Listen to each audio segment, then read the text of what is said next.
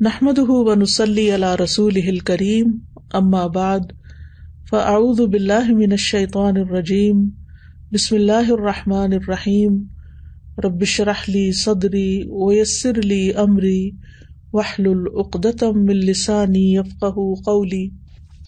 اعوذ باللہ من الشیطان الرجیم بسم اللہ الرحمن الرحیم ان المنافقین یخادعون اللہ وهو خادعهم وَإِذَا قَامُوا إِلَى الصَّلَاةِ قَامُوا كُسَالَى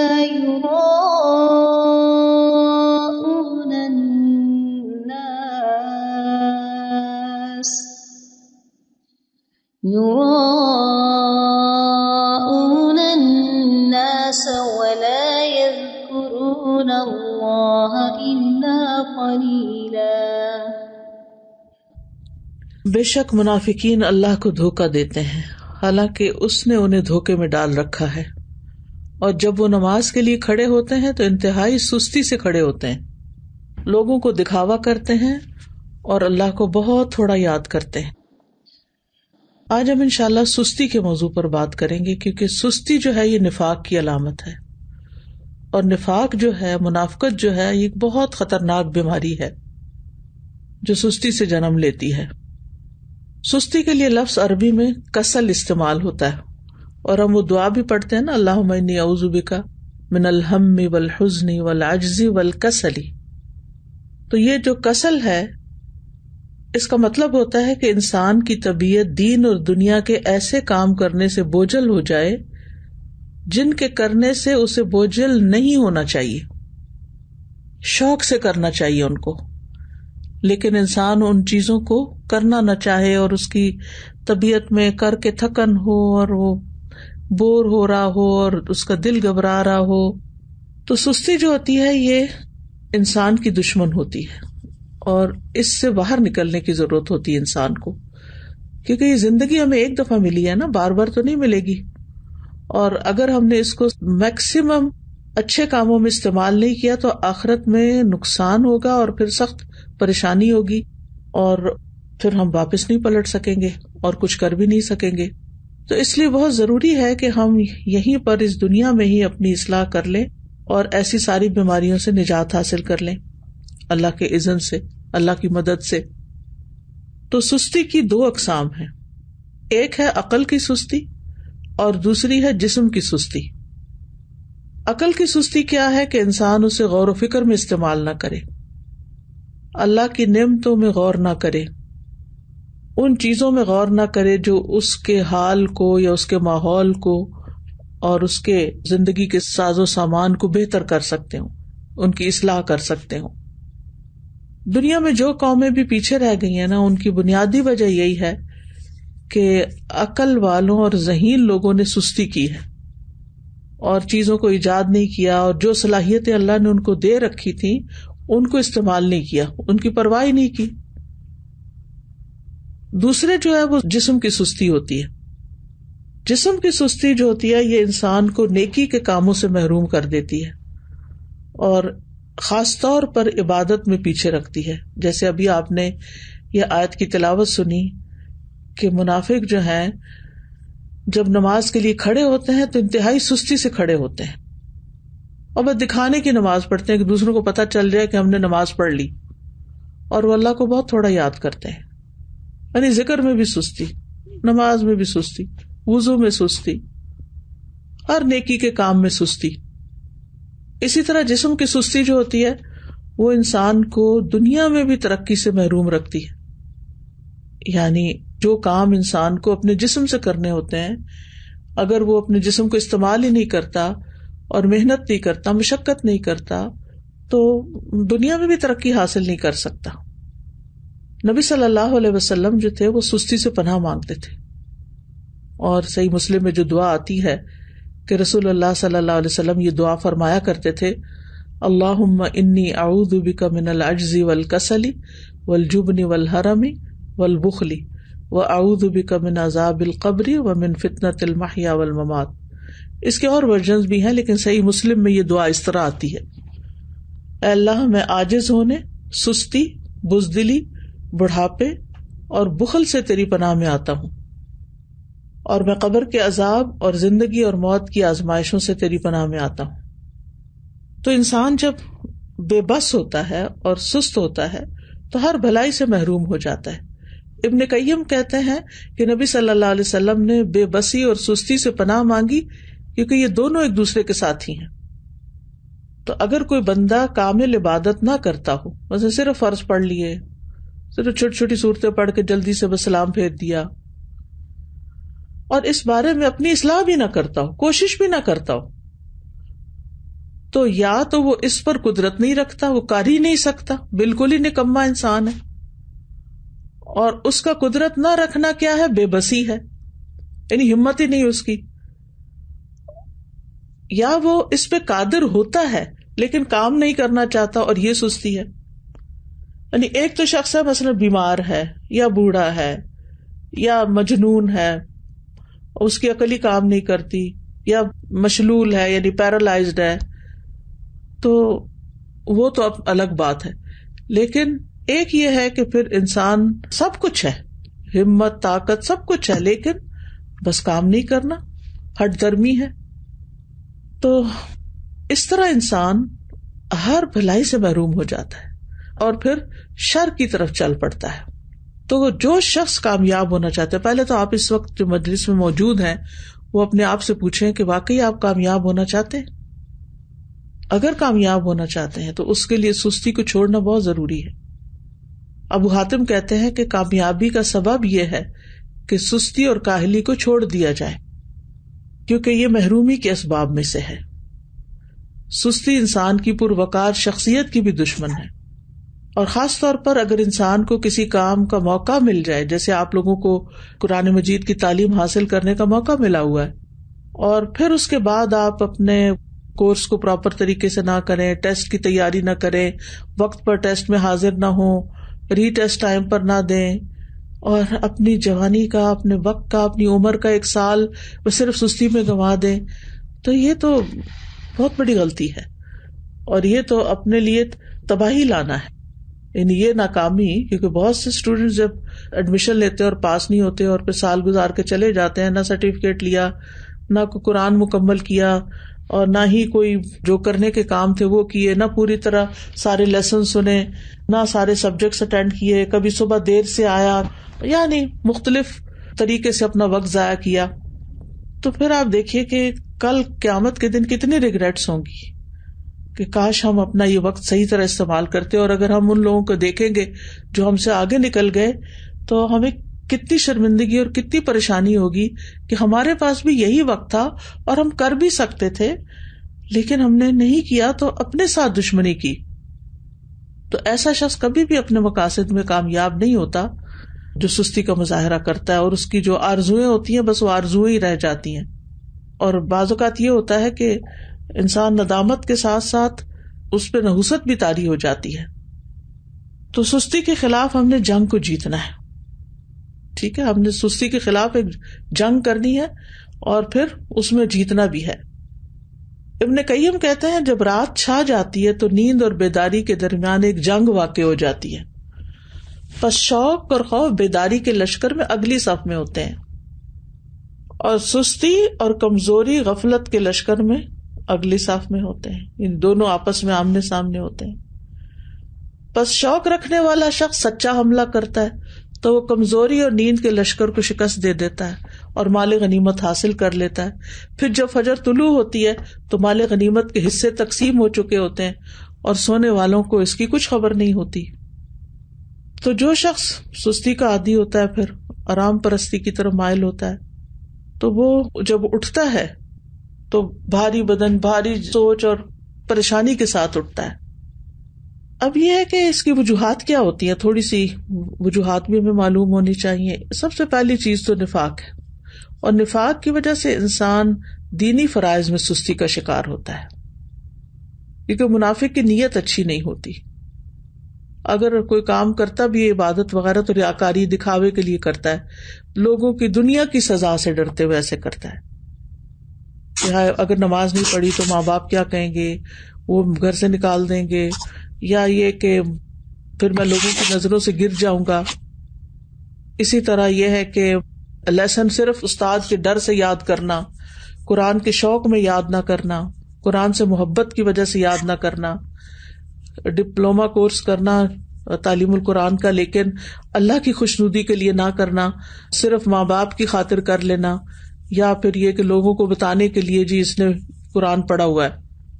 تو ہمیں اپنی نیت کی بھی اصلاح کرنی ہے اور پھر اللہ کی محبت میں یہ کام کرنا ہے اور پورے شوق کے ساتھ کرنا ہے. دوسری وجہ ہوتی ہے آرام پسندی, یعنی انسان اپنے آپ کو کوئی تکلیف نہیں دینا چاہتا, بس آرام ہی کرنا چاہتا ہے. اور تیسرا یہ ہے کہ بعض اوقات انسان کی جو فراغت ہوتی ہے کہ اس کے اوپر کوئی بڑی ذمہ داری نہیں, کوئی اس کے مقاصد نہیں زندگی میں, تو پھر اس کے لیے کوئی موٹیویشن ہی نہیں ہوتی, بس ایسے ہی ادھر ادھر ہاتھ پاؤں مارتا رہتا ہے اور لگ کے کوئی کام نہیں کرتا. اور صحابہ جو تھے وہ فارغ انسان کو سخت ناپسند کرتے تھے. ابن مسعود کہتے ہیں رضی اللہ عنہ, میں اس بندے کو پسند نہیں کرتا جسے میں بالکل فارغ دیکھتا ہوں, نہ وہ دنیا کے کسی کام میں مشغول ہوتا ہے نہ آخرت کے کام میں, بس بیکار بیٹھے ہوتے ہیں لوگ. آپ نے دیکھا ہوگا کہ ہمارے یہاں کتنا عام ہے, پارکوں میں بیٹھے ہیں لوگ, سڑکوں پہ بیٹھے ہیں, فٹ پاتھ پہ بیٹھے ہیں, فارغ ہیں, بینچوں پہ بیٹھے ہیں, کوئی سگریٹ پی رہا ہے, کوئی باتیں کر رہا ہے, کوئی ٹھٹے مار رہا ہے, بس ادھر ادھر کی باتیں. پھر اسی طرح یہ ہے کہ ایک اور وجہ یہ بھی ہوتی ہے عیش پسندی, خوشحالی, کہ انسان کو جب اور لوگ کام کرنے کے لیے خدمت کے لیے مل جاتے ہیں تو پھر وہ خود کام نہیں کرتا اور اس طرح وہ بیکار رہنے کا عادی بن جاتا ہے. لیکن بہت سے عقلمند مالدار لوگ ایسے دیکھے گئے ہیں, وہ کام کر کے خوش ہوتے ہیں, ان کے پاس مال ہوتا ہے, وہ بہت سے خادم رکھ سکتے ہیں لیکن پھر بھی وہ اپنا کام خود کرتے ہیں, اپنی گاڑی خود چلاتے ہیں. اور اگر آپ یہاں پر آ کر آپ دیکھیں تو لوگ ملینئر ہوں گے لیکن اپنی کار خود ڈرائیو کر رہے ہوں گے, اپنا گھر خود صاف کر رہے ہوں گے, اپنا گارڈن خود مینج کر رہے ہوں گے. تو جو عیش پسند لوگ ہوتے ہیں وہ پھر سست ہو جاتے ہیں, اور پھر جب انسان کے اوپر بہت زیادہ سستی آتی ہے تو انسان زندگی کے لطف سے بھی محروم ہو جاتا ہے, کیونکہ جب مصروفیت زیادہ نہیں ہوتی تو پھر انسان بور ہونے لگتا ہے, اور وہ بوریت جو ہے وہ انسان کی صلاحیتوں کی قاتل بن جاتی ہے. پھر اسی طرح ایک اور چیز جو بہت سست کر دیتی ہے انسان کو, وہ ہے زیادہ کھانا پینا. جو انسان زیادہ کھاتا ہے, زیادہ سوتا ہے, اس سے بہت سی بلائیاں چھوٹ جاتی ہیں. اور پھر اسی طرح بہت زیادہ سونا جو ہے, نیند, یہ بھی انسان کو سست کر دیتا ہے. جب آپ ضرورت کے مطابق سوتے ہیں تو آپ ایکٹیو اٹھتے ہیں, اور جب زیادہ سو لیتے ہیں نا, جیسے ویکینڈ پہ آپ لوگ, بس یہ تو لازم ہے نا کہ ویکینڈ پہ زیادہ سونا ہے, تو زیادہ سو لیتے ہیں تو جب آپ اٹھتے ہیں تو ایسے طبیعت پریشان ہوتی ہے, آنکھیں بوجھل ہوتی ہیں, جسم تھکا ہوا ہوتا ہے, اور پھر سارا دن کوئی خاص کام بھی نہیں ہوتا. لیکن جو لوگ اپنے ویکینڈ کو بھی, سنڈے کو بھی ٹائملی اٹھ جاتے ہیں, نماز اچھے سے پڑھتے ہیں, اذکار کرتے ہیں, قرآن کی تلاوت کرتے ہیں, اپنے جو کام سوچے ہوئے ہوتے ہیں چھٹی کے دن کرنے کے ان کو ترتیب بار کرنا شروع کر دیتے ہیں, تو ان کا دن پروڈکٹیو ہوتا ہے اور وہ خوب ایکٹیو ہو کے دن گزارتے ہیں. ابن قیم رحمہ اللہ کہتے ہیں کہ بہت زیادہ سونا دل کو مردہ کر دیتا ہے, جسم کو بھاری کر دیتا ہے, وقت کو ضائع کرتا ہے, اور یہ بہت زیادہ غفلت اور سستی پیدا کرتا ہے. پھر اسی طرح لمبی امیدیں لگانا, اچھا یہ ہو جائے تو پھر وہ بس سوچتے رہنا, سوچوں میں پڑے رہنا. پھر 8ویں چیز ہے سست لوگوں کی مجلس اختیار کرنا. جب انسان کی دوستی ایسے لوگوں کے ساتھ ہوتی ہے نا جو نکمے ہوتے ہیں تو اس کو بھی نکما کر دیتے ہیں, لیکن اگر آپ ایکٹیو لوگوں کے بیچ میں بیٹھیں گے تو آپ سست نہیں رہیں گے, کیونکہ آپ کو شرم آئے گی کہ سارے لوگ تو کچھ کر رہے ہیں اور میں فارغ بیٹھا ہوں. تو بلند ہمت لوگوں کی دوستی اور ان سے تعلق جو ہے وہ اختیار کریں, کیونکہ ماحول کا جو بگاڑ ہوتا ہے نا یہ انسان کی فکری صلاحیتیں, نفسیاتی, بدنی, ان سب چیزوں کو متاثر کرتا ہے. اور پھر اسی طرح یہ ہے کہ ایک اور چیز, کاموں کو مؤخر کرنا, اچھا کر لیں گے, یہ بھی ایک بہت مہلک بیماری ہے اور شیطان کا ایک حربہ ہے یہ. منافق جو ہوتے ہیں وہ نماز بھی بڑی لیٹ پڑھتے ہیں, سستی سے تو آتے ہی ہیں لیکن دیکھتے رہتے ہیں اچھا ابھی ہے وقت, ابھی ہے وقت, اچھا ابھی اٹھ جاتا ہوں, ابھی اٹھ جاتا ہوں. لیکن پھر کیا ہوتا ہے, کبھی نماز کا وقت بہت لیٹ ہو جاتا ہے اور کبھی ختم بھی ہو جاتا ہے. تو سستی جو ہے وہ سراسر نقصان دہ ہے. ہماری عبادات پر اس کا منفی اثر پڑتا ہے, عبادات میں کوتاہی ہوتی ہے, دل سخت ہو جاتا ہے, دل پہ زنگ لگ جاتا ہے, احساس ذمہ داری ختم ہو جاتا ہے. پھر انسان اپنے آپ کو جھوٹی تسلیاں دیتا رہتا ہے, اچھا پھر میں یہ کر لوں, پھر کل چلا جاؤں گا, پرسوں نکل جاؤں گا. غزوہ تبوک اگر آپ نے پڑھ لیا ہو تو اس میں جو لوگ 3 پیچھے رہ گئے تھے وہ کس وجہ سے پیچھے رہ گئے تھے؟ صرف سستی کی وجہ سے, حالانکہ ان کے پاس سواریاں تھیں. پھر اسی طرح یہ کہ سستی کی وجہ سے انسان کا بڑا قیمتی وقت ضائع ہو جاتا ہے, کیونکہ انسان اس سستی کے وقت کو کسی پروڈکٹیو اور بہت اچھے مفید کام میں نہیں لگا پاتا. انسان کے وقت کی برکت بھی اٹھ جاتی ہے. تو اس لیے بہت ضروری ہے کہ ہم جلد از جلد سستی کا علاج کریں اور اس سے چھٹکارا پائیں. سب سے پہلی چیز اللہ سبحانہ وتعالیٰ سے مدد, اللہ سبحانہ وتعالیٰ سے مدد مانگے, کیونکہ اللہ ہی مددگار ہے. واللہ المستعان. نبی صلی اللہ علیہ وسلم نے فرمایا وَاسْتَعِن بِاللَّهِ وَلَا تَعْجِزْ. اللہ سے مدد مانگو اور کمزور نہ پڑو, عاجز نہ بنو.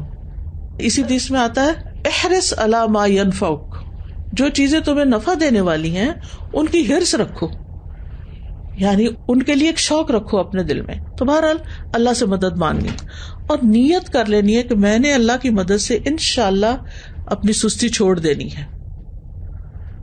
اور پھر یہ دعا بھی پڑھنی ہے, اللہم انی اعوذ بک من الہم والحزن والعجز والکسل, آخر تک.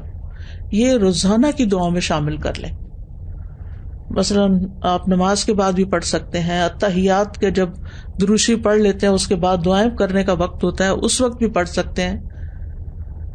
تو تیسرا یہ کہ دن کا آغاز جو ہے نا وہ اذان فجر سے یا تو پہلے کریں یا پھر ساتھ ہی کر لیں, اور پھر وضو کریں, ذکر کریں, نماز ادا کریں. تو اس سے بھی انسان کی ساری گرہیں کھل جاتی ہیں جو شیطان ہر روز انسان پہ سوتے وقت لگا دیتا ہے اور انسان کو تھپکیاں دیتا رہتا ہے کہ ابھی تو رات بہت لمبی ہے. تو جب انسان اٹھتا ہے اور اللہ کا ذکر کرتا ہے اور پھر وضو کرتا ہے, نماز پڑھتا ہے, تو اس کی ساری گرہیں کھل جاتی ہیں جو شیطان نے لگائی ہوتی ہیں, اور وہ حشاش بشاش خوش مزاج اٹھتا ہے. اور ورنہ پھر صبح نفس کی خباثت اور سستی کے ساتھ ہوتی ہے. پھر اسی طرح انسان اپنے ذہن میں یہ بات رکھے کہ میں نے سابقون السابقون میں ہونا ہے, مقربون میں ہونا ہے, اللہ کے قریب ہونا ہے. تو اللہ سبحانہ وتعالیٰ کی یہ قربت حاصل نہیں ہو سکتی جب تک کہ انسان اللہ کے راستے میں دوڑ نہیں لگاتا. قرآن مجید میں آتا نا وَسَارِعُوا إِلَىٰ مَغْفِرَةٍ مِّن رَّبِّكُمْ وَجَنَّةٍ عَرْضُهَا السَّمَاوَاتُ وَالْأَرْضُ أُعِدَّتْ لِلْمُتَّقِينَ. ایک دوسرے سے بڑھ کر دوڑو اپنے رب کی بخشش کی طرف اور اس جنت کی طرف جس کی چوڑائی آسمان و زمین کے برابر ہے. وہ متقین کے لیے تیار کی گئی. تقوی والے جو ہوتے ہیں ان سے غلطی ہو جائے, سستی ہو جائے تو فوراً توبہ کرتے ہیں, مغفرت کی طرف دوڑتے ہیں, جنت کا شوق رکھتے ہیں, اللہ کی طرف دوڑ دوڑ کے جاتے ہیں. پھر یہ ہے کہ اس بات کے اوپر پریشان ہونا کہ سستی منافقین کی صفات میں سے, تو میں نے منافقت سے نکلنا ہے, کیونکہ منافقت بہت بہت نقصان دہ ہے انسان کے لیے. پھر اسی طرح یہ ہے کہ انسان کا اپنی فوڈ, اپنی ایکسرسائز, اپنے سونے جاگنے کے اوقات اور دن بھر ایکٹیو رہنے کے طریقے, ان کے اوپر ورک کرنا. یعنی باقاعدہ آپ دیکھیں گے کہ اپنے آپ کو چیک کریں گے کہ آپ کھاتے کیا ہیں, آپ سوتے کس وقت ہیں, آپ اٹھتے کس وقت ہیں, ورزش کتنی کرتے ہیں, اور باقی اپنے کام کتنے کرتے ہیں, اور دن میں اگر سوتے ہیں تو کتنی دیر سوتے ہیں. قیلولہ کرنا تو اس کو تو پاور نیپ کہتے ہیں, وہ سستی کی بجائے انسان کو اور ایکٹیو کر دیتا ہے باقی دن کے لیے. لیکن گھنٹوں بھر سونا دن کو اور رات کو جاگنا, تو اس سے تو پھر انسان کو فائدہ نہیں ہوتا, یہ تو پھر سستی سستی ہے. پھر اسی طرح یہ کہ ہمت بلند رکھیں, اپنے آپ سے مایوس نہ ہوں, کہ میں نہیں کچھ کر سکتی, میرا نہیں خیال میں ٹھیک ہو سکتی. نہیں, سب کچھ ہو سکتا ہے. اگر آپ کو کوئی جسمانی کمزوری ہے, کوئی بیماری ہے, تو اس کا علاج کریں, کوئی وٹامنز لیں, اپنی فوڈ ٹھیک کریں, بریدنگ ایکسرسائز کریں, واک کریں, اور پھر اللہ کا ذکر کثرت سے کریں, کیونکہ منافق ذکر نہیں کرتے. پھر فارغ وقت میں مفید اور نفع مند کام کریں, کسی کی مدد کریں, اپنے والدین کی خدمت کریں. اگر آپ ہاسٹل میں ہیں تو ہاسٹل میں مختلف کاموں میں مدد کریں. ضروری نہیں کہ کوئی کہے کہ یہ کر دو تو پھر کریں. بعض لوگ خود بھی, مجھے اچھی طرح یاد ہے جب F8 میں الہدا کا ہاسٹل بھی اور کلاسز بھی ہوتی تھی, تو ایک بچی تھی ماشاءاللہ, وہ لائر تھی, کہنے کا مطلب یہ کہ ہائیلی ایجوکیٹڈ بھی تھی, لیکن شام کے وقت کبھی میرا جانا ہوتا تھا تو ماشاءاللہ وہ خود وائپر لے کے باہر کے فرنٹ ایریا کو وائپ کر رہی ہوتی تھی, اس کی صفائی کر رہی ہوتی تھی, اور پھر اس کے بعد گھر جاتی تھی. تو مجھے حیرت ہوتی تھی کہ اللہ نے کتنا اس کے اندر خیر رکھی, اس بچی کے اندر, کہ اس کا علم, اس کی قابلیت, اس کا ہنر اس کو اس بات سے نہیں روکتا کہ یہ اس طرح کے معمولی جن کاموں کو, معمولی حالانکہ طہارت تو نصف ایمان ہے, لیکن جن کاموں کو ہمارے کلچر میں معمولی سمجھا جاتا ہے وہ بھی خوشی سے کر رہی ہوتی ہے. تو کچھ لوگ خود سے خود کام نکال لیتے, اور کچھ لوگوں کے سامنے کام پڑا تو ان کو نظر نہیں آتا. تو ظاہر ہے کچھ لوگوں نے اپنا آخرت کا اعمال نامہ جو ہے اس کو وزنی کرنا ہوتا ہے, تو انہوں نے تو بڑے اچھے اچھے کام کرنے ہی ہوتے ہیں. اور کچھ لوگ ایسے ہیں کہ جنہوں نے بس دنیا کے 4 دن کوئی زندگی سمجھا ہوا ہے اور اس کو جیسے تیسے گزار رہے ہیں. تو کوئی اپنے فارغ گیپس نہیں جانے دیں اپنے دن میں, ہر وقت کوئی نہ کوئی فائدہ مند کام کریں, اور ہر وقت لذت کی تلاش میں نہ رہیں کہ بس جس چیز میں مزہ آئے گا بس میں وہ کروں گی. نہیں, بس جو کرنے کا کام ہے جو آخرت میں فائدہ دینے والا ہے وہ مجھے کرنا ہے. آپ کو پتا نا کہ جنت جو ہے وہ ناپسندیدہ چیزوں سے گھیر دی گئی ہے, تو جب ہم اپنے وہ فائدہ مند کام جو بظاہر ناپسندیدہ ہیں ان کو بھی کریں گے تو انشاءاللہ بہت فائدہ ہوگا. پھر اسی طرح فارغ اوقات میں یا جو چھوٹے چھوٹے وقفے ہیں ان میں آپ ذکر اذکار کر سکتے ہیں, قرآن مجید حفظ کر سکتے ہیں, کوئی احادیث حفظ کر سکتے ہیں, لسٹ بنا کے کاموں کی صبح کے وقت ہی رکھ لیں جو کرنے والے ہیں. تو انشاءاللہ آپ دیکھیں گے کہ آپ انجوائے کریں گے, زندگی کو بھی انجوائے کریں گے, آپ کے دل کے اندر ایک راحت ہوگی. پھر اسی طرح یہ کہ کوئی بک ریڈنگ کی عادت ہو, کوئی اور اسی طرح دل پسند مشغلیں ہوں. دل پسند مشغلے سے مراد ہی کہ مفید پروڈکٹیو کام جو ہے. پھر اسی طرح یہ ہے کہ ابن الجوزی کہتے ہیں کہ سستی کا سب سے مفید ترین علاج یہ ہے کہ محنت کرنے والے لوگوں کی سیرت میں غور کریں. محنت کرنے والے لوگوں کی سیرت میں غور کریں کہ بڑے بڑے لوگوں نے کیسے کام کیے. بس حیرت ہے اس پر جو نفع کے موسم میں بیکار رہنے کو ترجیح دیتا ہے, اور جب سرمایہ بکھیر دیا جاتا ہے تو اس کے حاصل کرنے کو چھوڑ دیتا ہے. ایک اور عالم فرقد ان کا نام ہے, کہتے ہیں کہ تم نے کام کرنے سے پہلے فارغ ہونے اور بے عمل ہونے کا لباس پہن لیا, کیا تم دیکھتے نہیں کہ محنت کرنے والے ادنا درجے کا لباس پہنتے ہیں, معمولی لباس پہنتے ہیں, اور جب وہ فارغ ہوتے ہیں تو نہا کر اچھے کپڑے پہن لیتے ہیں, لیکن تم نے کام کرنے سے پہلے ہی فراغت والا اچھا لباس پہن لیا. یہ بہت گہری بات ہے. یعنی جب انسان ینگ ہوتا ہے نا تو اس کا سارا فوکس کس چیز پہ ہونا چاہیے کہ وہ محنت کرے, کام کرے. اور علماء کی سیرت اگر ہم پڑھیں تو حیرانی ہوتی ہے کہ کس طرح ان کے پاس بعض اوقات لباس تک بدلنے کا وقت نہیں ہوتا تھا. بعض اوقات یہ نہیں کہ سستی پاری نہیں کرتے تھے, یعنی ان کی پرائرٹیز کچھ اور ہوتی تھی. اور پھر یہ کہ بعض اوقات پکانے کا وقت نہیں, کھانے کا وقت نہیں, لیکن وہ اپنے کاموں میں اتنے جتے ہوئے ہوتے تھے, اور پھر آج تک ان کے نام تاریخ میں زندہ ہیں, ان کی سیرت ہم پڑھتے ہیں اسی وجہ سے نا کہ جب کام کا وقت تھا تو انہوں نے کام کیا, اور اب وہ انشاءاللہ اپنی قبروں میں آرام کر رہے ہوں گے اور فائدہ اٹھا رہے ہوں گے اپنے کاموں کا. کیونکہ دیکھیں اگر بہت سونے کو دل چاہے نا تو میں اپنے آپ کو کہتی ہوں کہ اس زندگی میں تو کام کرنا ہے نا. اللہ کرے کہ قبر آرام کی جگہ ہو تو وہاں تو سونا ہی سونا ہے, سارا آرام مل جائے گا پھر. لیکن اگر آج کام نہیں کیا نا تو کل پھر آرام مشکل ہے. تو یعنی اپنے آپ سے آپ نے خود ہی لڑنا ہے کہ نہیں, نیت کرنی ہے, ارادہ کرنا ہے, اور کچھ اپنے ٹارگٹ سیٹ کرنے. تو مجھے امید ہے کہ انشاءاللہ العزیز آپ لوگ اپنی اس کمزوری پہ, بیماری پہ قابو پا جائیں گے. میں یہ نہیں کہتی کہ آپ سب بیمار ہیں, لیکن ہم میں سے ہر شخص کسی نہ کسی درجے میں, کوئی 1%, کوئی 10%, کوئی 20%, کوئی 50%, اس بیماری کا کسی نہ کسی طرح شکار ہوتا ہے، تو اپنی بیماری کو آئیڈینٹیفائی کر کے اور پھر اس کا علاج کرنا ہے انشاءاللہ العزیز. اللہ تعالیٰ سے دعا ہے کہ وہ ہمیں اس مصیبت سے نجات دے اور ہماری زندگی کا ایک ایک دن بہترین طریقے سے گزرے اور ہم بہترین کام کر سکیں. بارک اللہ فیکم. وہ میرا ایک سوال تھا اس سے متعلق، میں نے یہ پوچھنا تھا کہ جو آپ نے بتایا نا کہ زیادہ سونا نہیں چاہیے اور چھٹی کے دن بھی کہ ہمیں صبح جلدی اٹھ کے سارے کام مکمل کرنے چاہیے، تو میں نے یہ پوچھنا تھا کہ ہم فجر کے وقت اٹھ کے قرآن پاک کی تلاوت وغیرہ کر لیتے ہیں، سارے کام وغیرہ کر لیتے ہیں، تو فجر کے بعد ہم سو سکتے ہیں؟ سورج نکلنے تک تو بالکل بھی نہیں سونا چاہیے، لیکن یہ کہ اگر آپ آدھی رات کے جاگے میں ہیں اور آپ نے تہجد پڑھی اور بہت تھک چکے ہیں تو تھوڑی دیر کے لیے نیپ لے لیں، اگر آپ کو دن میں نیپ کرنے کا موقع نہیں ملے گا. لیکن گھنٹوں سونا اس کے بعد یہ بالکل درست عادت نہیں، کیونکہ نبی صلی اللہ علیہ وسلم نے صبح کام کرنے والوں کے لیے برکت کی دعا کی ہے، اللہم بارک لامتی فی بکورہا، کہ اللہ میری امت کی صبح میں برکت ڈال دے. Ustaza, I just wanted to share a reflection that Azra Baji shared with us in class today. So, you're talking about productivity and using our time well, and I thought about productive families. And she said, we have to have the team spirit at home, that when everyone do the assigned task, and at the end of the day, we will end up a happy family and we become helpers to each other. So basically, we are together in this mission. So I just like that reflection because it really shows things start at home, and when you do it as a family, inshallah, as you go out, بالکل you will be able to continue as well. جزاک اللہ خیر، کیونکہ یہ بہت اچھی بات ہے کہ اس طرح ایک بانڈنگ بھی بنتی ہے، ریلیشنز اچھے ہوتے ہیں جب سب مل جل کے کام کرتے ہیں. اور اگر امی اکیلی کچن میں کام کر رہی ہوں اور ہم بستر پر لیٹ کے موبائل سے کھیل رہے ہوں تو آپ سوچئے کہ پھر ممی کا پارا کہاں جائے گا اور اللہ تعالیٰ کی ناراضگی کتنی ہوگی کہ ہم کیا کر رہے ہیں. ہم آج بات کر رہے تھے حضرت موسیٰ علیہ السلام اور ہارون علیہ السلام کے کانٹیکسٹ میں، اور سورۃ طٰہٰ آج ہم نے شروع کی ہے.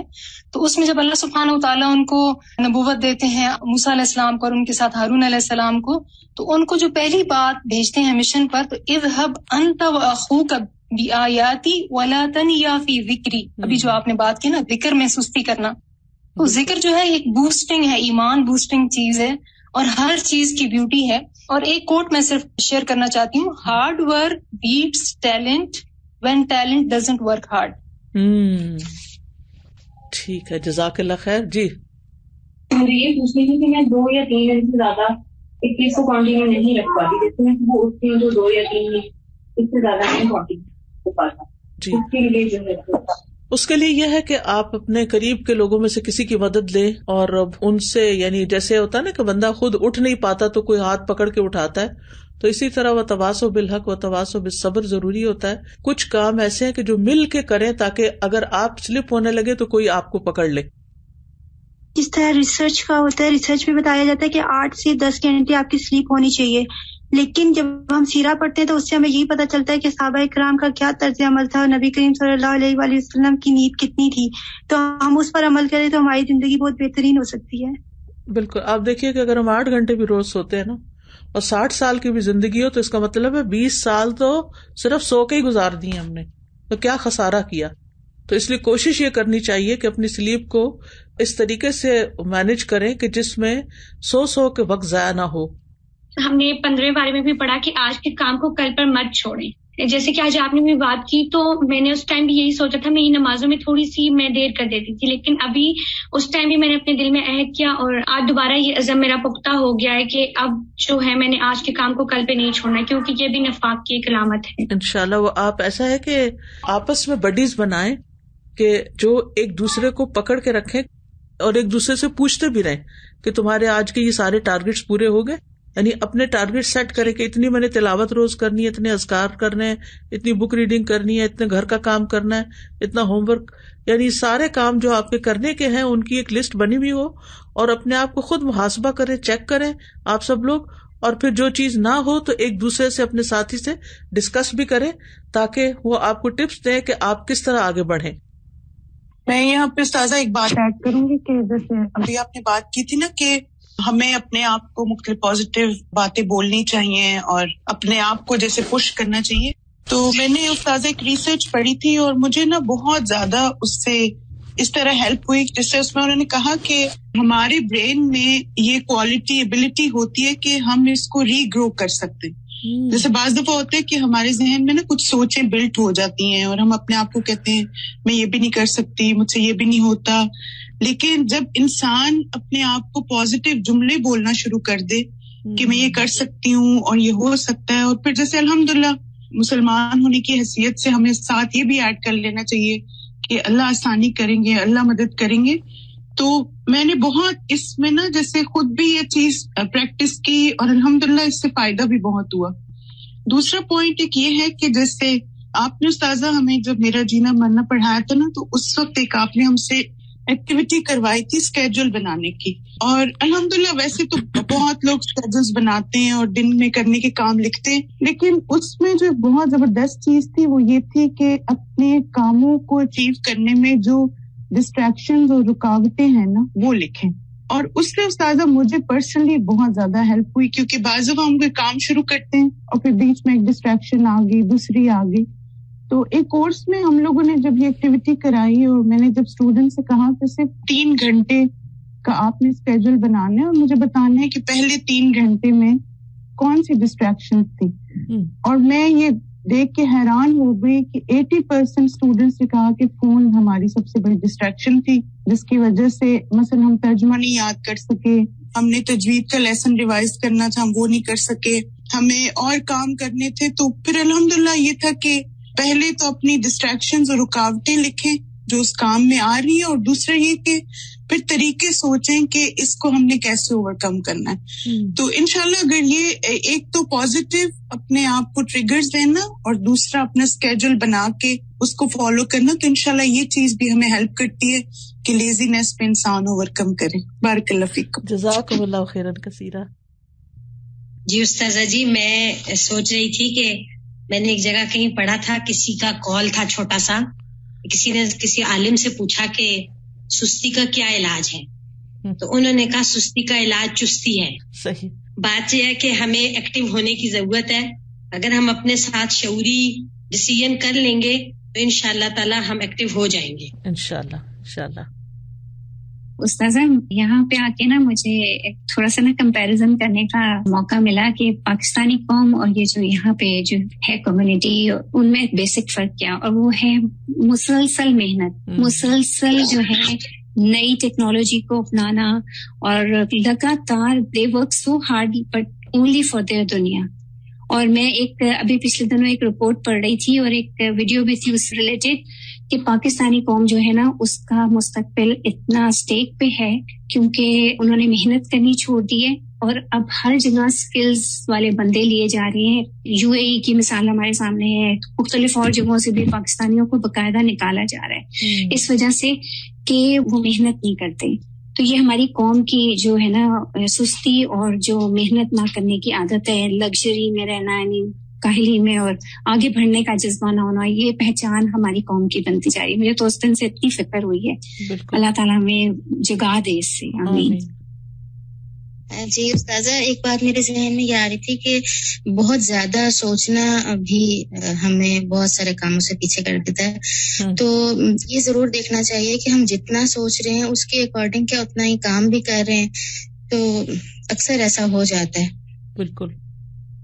استاذہ جی, میں حضرت عمر کا ایک کال پڑھی تھی کہ جس میں وہ کہتے تھے کہ جب بھی وہ کسی نوجوان کو دیکھتے تھے ان کو بڑا اچھا لگتا اور اس کا اٹھنا بیٹھنا چلنا بات کرنا, لیکن جب ان کو یہ بتایا جاتا کہ یہ کچھ کام نہیں کرتا تو وہ کہتے ہیں کہ وہ ان کی نظروں سے فوراً گر جاتا تھا, اور وہ پھر بالکل اسے بات کرنا بھی پسند نہیں کرتے کہ یہ بندہ جو ہے کوئی کام بھی نہیں کرتا. تو استاذہ دیکھیں, سب سے اصل جو مشکل ہے ہماری وہ ہے پروکراسٹینیشن, کہ ہم کام کا ارادہ کرتے ہیں اور پھر کہتے ہیں اچھا کل کر لیں گے, پھر ڈیلے کرتے ہیں, مزید اس کو ڈیلے کرتے ہیں. تو جب کام میں ہماری ڈیلینگ ٹیکٹکس آتی ہیں تو پھر وہ کام کی روح جو ہے وہ ختم ہو جاتی ہے. تو استاذہ جی, بیسٹ چیز یہ ہے کہ جب بھی کام کو آپ چستی سے جب کریں گے, جب آپ ایکٹیو ہوں گے اور اس کام کو آپ اپنا پیشن بنائیں گے, تو یہ تو چیز استاذہ ہم نے ہاسٹل میں سیکھی. جب میں نے یہاں پر 5th بیچ میں ایز اے ہاسٹل لائف میں نے جب کورس کیا تو الحمدللہ جس طریقے سے ہمیں ایک روٹین کے ساتھ سب کام کروائے جاتے تھے صبح سے لے کر رات تک, تو استاذہ ویسے میرا لائف سٹائل ویسے بھی کافی ایکٹیو ہے, لیکن جو میں نے وہاں سے سیکھا ٹائم مینجمنٹ سیکھی اور جو ہمیں پریکٹس کروائی جاتی تھی کہ اتنے منٹس آپ کو صرف دیے جا رہے ہیں تیار ہونے کے, اتنا ٹائم آپ کو صرف دیا جا رہا ہے اس چیز کے لیے, تو وہ شروع میں بڑا عجیب لگتا تھا کہ اتنے کم ٹائم میں کبھی کیسے ہو سکتا ہے یہ کام.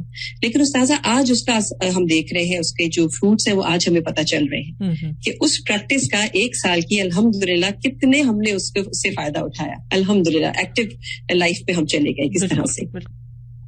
جی استاذہ, بہت ہی اہم ٹاپک ہے جس پہ بات ہو رہی ہے, اور میں تو ایک ایکسپیرینس شیئر کرنا چاہوں گی آپ کے ساتھ کہ یہ سستی جو ہے نا, یہ ہم دنیاوی معاملات میں بھی کرتے ہیں اور دین کے معاملات میں بھی بہت ہے, خاص طور پہ اپنی صحت کے حوالے سے بھی.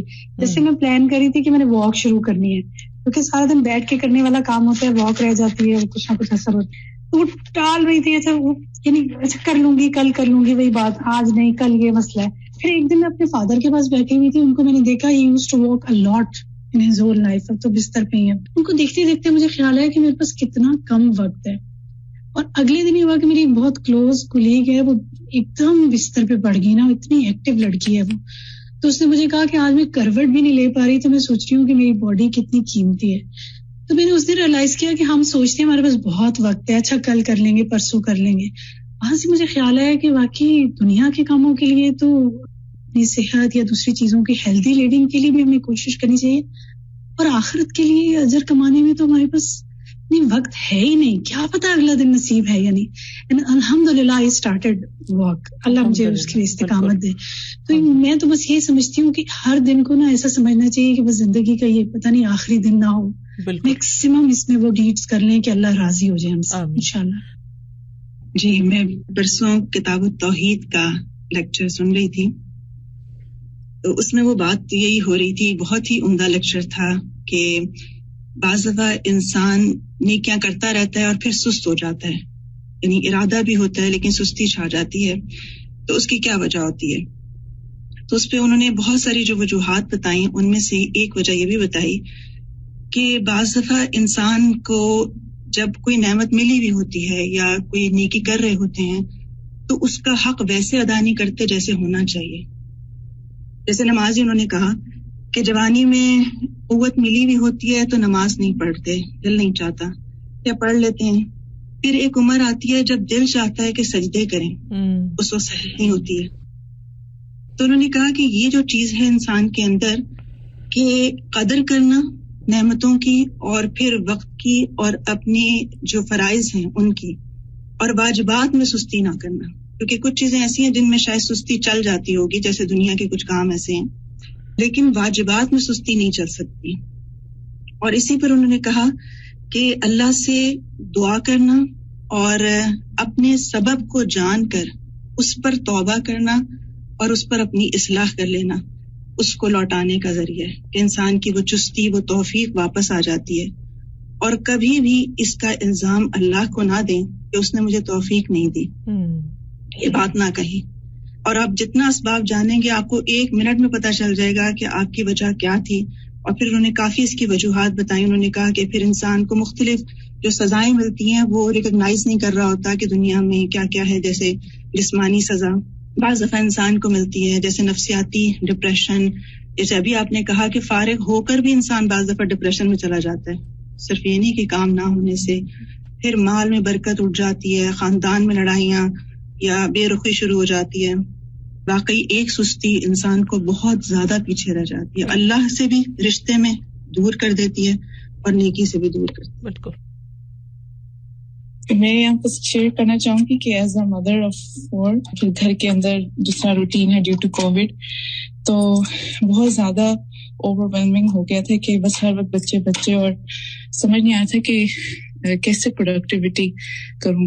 تو میں نے پھر یہ پلان کیا کہ میرا ہر روز منڈے ٹیوزڈے ایسا کچھ نہ کچھ میں نے اپنے آپ کو باندھ کر اپنے آپ کو کسی کورس کے ساتھ یا کسی پڑھانے میں رکھنا ہے, تاکہ every day I get this feeling کہ I've achieved something. تو الحمدللہ اس کے کرنے سے یہ ہوا کہ وہ جو ایک گھر کی روٹین تھی, سارا وقت بچوں کے پیچھے اور ان کی پڑھائی, اور وہ ایک پھر سستی بھی آ جاتی ہے کہ اپنے اذکار اور نمازیں اور قرآن سے دوری فیل ہونے لگتی ہے. تو اس طرح جب باندھا اپنے آپ کو تو I am more productive, I feel so good about myself, اور آئی ڈونٹ فیل کہ وہ جو ایک اوور تھنکنگ کر کے آپ انسان جو ہے وہ پریشان ہوتا ہے اور پھر دوسروں کو پریشان کرتا ہے. تو it really help me out to come out of that phase. انسان کو اپنے ٹارگیٹ سیٹ کرنے چاہیے. It's very important as a mother. جو مرضی آپ کے ساتھ ہو رہا ہے لیکن اپنا جو می ٹائم ہے وہ ضرور نکالیں دن میں, اور کچھ نہ کچھ اپنے آپ کو کہیں کہ میں نے آج یہ ٹارگیٹ اچیو کر کے ہی سونا. بچوں کے ساتھ پروڈکٹیو رہنا بھی ایک واقعی ایک مثال ہے. اللہ سبحانہ وتعالیٰ ہم سب کو بہترین کاموں کی توفیق دے. تو اللہ کا شکر ہے کہ آپ لوگوں کی اچھی ان پٹ رہی اور میں نے آپ لوگوں سے بہت سیکھا. جن لوگوں نے بھی اپنے کمنٹس دیے, ریفلیکشنز دیے, جزاکم اللہ خیرن کثیرا. اللہ تعالیٰ ہمیں ان سب باتوں پر عمل کی توفیق دے اور اس مجلس کو ہمارے حق میں حجت بنائے, ہمارے خلاف حجت نہ بنائے. اللہ تعالیٰ ہمیں بہترین عبادت کی توفیق دے, بہترین خدمت خلق کی توفیق دے, بہترین طریقے سے علم حاصل کرنے کی توفیق دے, بہترین طریقے سے اس کو سکھانے کی توفیق دے, اور واقعی ہم اس طرح زندگی گزاریں کہ ہماری زندگیاں کارآمد ہوں اور ہمیں کل قیامت کے دن کوئی ندامت اور شرمندگی نہ ہو. بارک اللہ فیکم. السلام علیکم ورحمۃ اللہ وبرکاتہ.